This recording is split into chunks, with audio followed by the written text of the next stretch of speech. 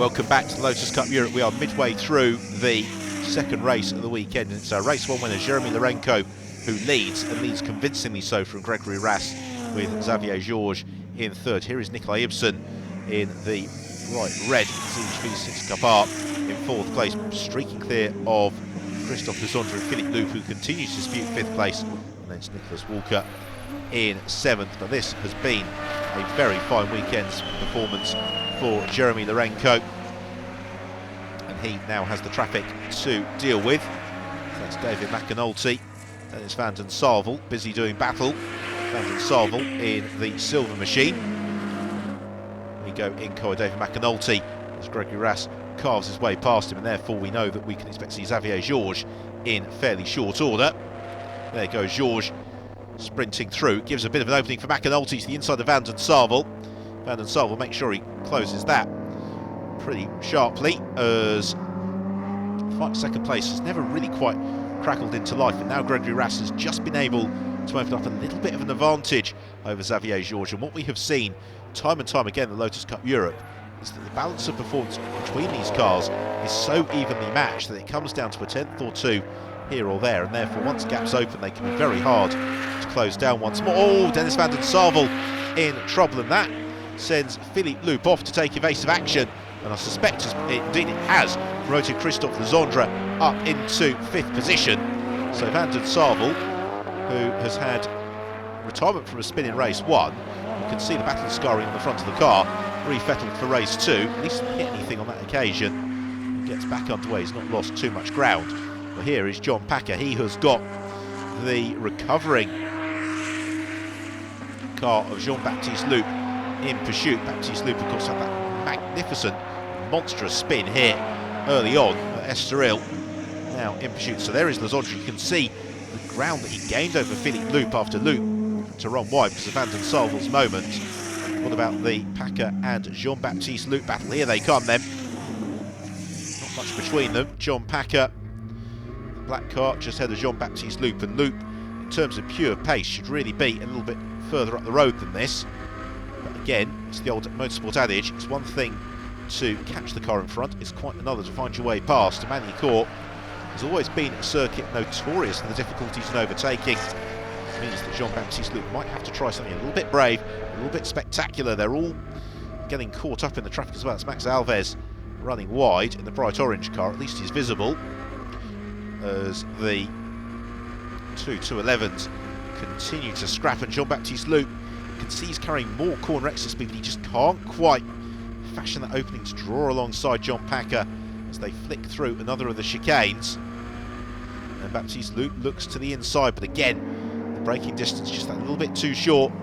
Packer moves across, covers the line, takes away the opening for Jean-Baptiste Loup, and we're getting towards the latter stage of the race. And for Jean-Baptiste Loup, he's going to do it, he's going to have to do it sooner rather than later. Again, he comes out of the bubble just too late to threaten John Packer. And the problem is, because these cars are so similar, Jean-Baptiste Loup can't really get the advantage under braking, so it's going to be forcing an error from Packer or something along those lines. Instead he looks to the inside into the left-hander, and then we'll try and maybe make the move through Estoril. You can see how much quicker and more confident through the quick stuff Jean-Baptiste Loup is, but John Packer doing exactly what he needs to do, which is stick to the racing line, focus on these corner exit speeds. As we are in car with David McAnulty. There goes the battle. As the pair of them sprint on towards the Adelaide hairpin. Meanwhile, here is our race leader Jeremy Lorenko. Gregory Rass just beginning to be a little bit closer to Lorenko than possibly is to third place. Xavier Georges. Baptiste Loup looks to the inside of John Packer. Oh, that gap's going to close. A little bit of a side swipe. Packer moves aside. There's no way through on that occasion for Jean-Baptiste Loup. Meanwhile, here comes Jeremy Lorenko. Gregory Rass in pursuit, but they're about to head into the final lap of the race, and so Jeremy Lorenko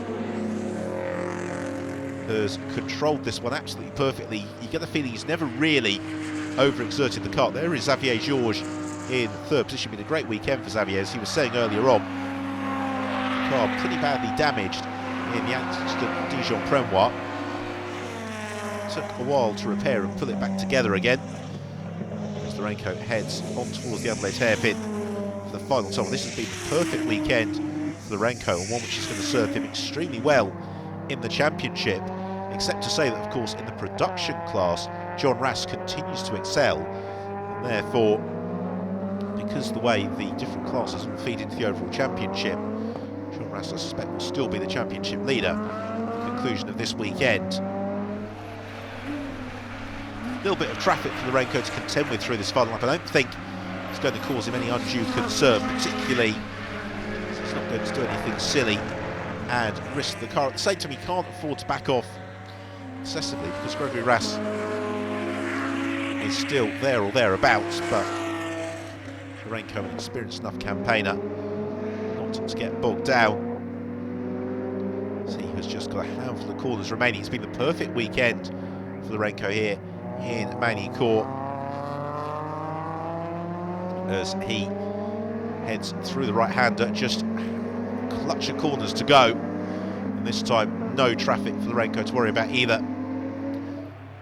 So he arrives into the final complex, and it's going to be the double victory in the Lotus Cup Europe at Magny Cours for Jeremy Lourenco. A great weekend at home for the Frenchman, second place going the way of Gregory Rass, and Xavier Georges completing the podium.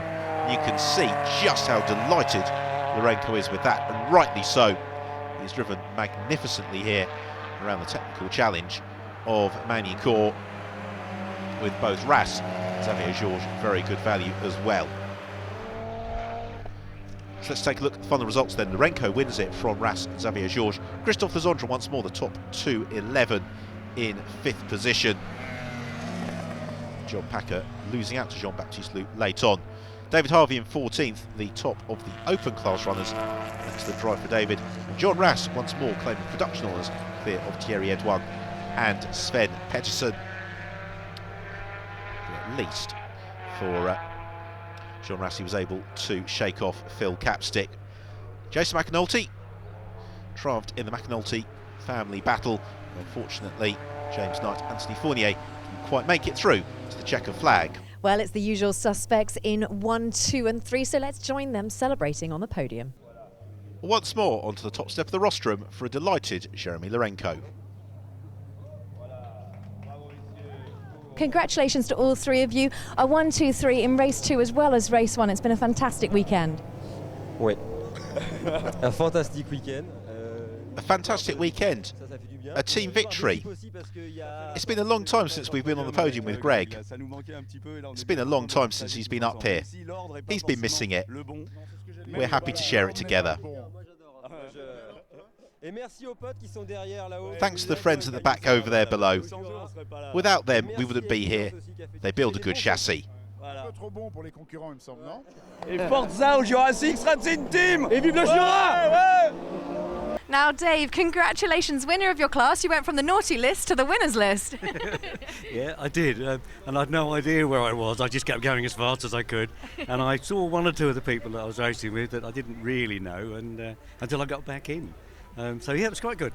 John, currently top of the championship table and 2 wins this weekend. It must feel good. Yeah, I feel you. The first race was not so good because I was alone. But the second race, I had a fight with Phil Capstick. It was harder for me because he slowed me down in some curves, and I had on the back Sven, I think.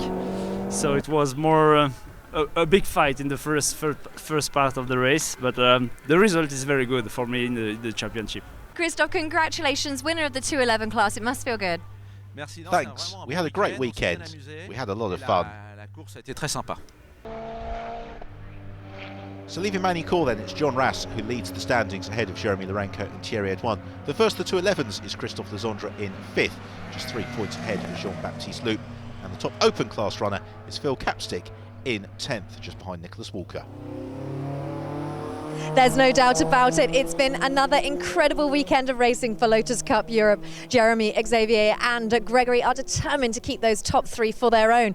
John Rass, however, is certainly sitting pretty at the top of the championship leaderboard. So until next time, we'll see you at Spa.